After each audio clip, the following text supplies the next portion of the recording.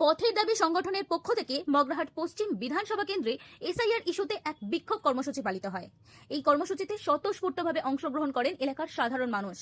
জনজোয়ারে পরিণত হওয়া এই বিক্ষোভ থেকে প্রতিবাদকারীরা স্পষ্টভাবে জানান, সাধারণ মানুষকে যেভাবে হয়রানির শিকার করা হচ্ছে তা কোনোভাবেই কাম্য নয়।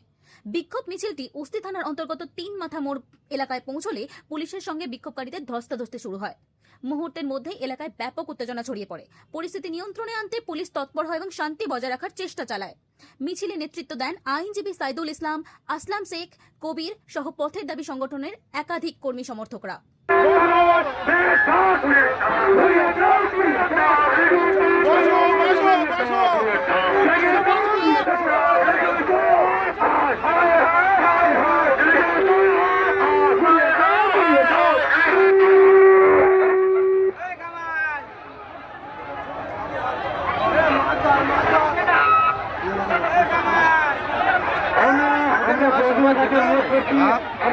সমাজ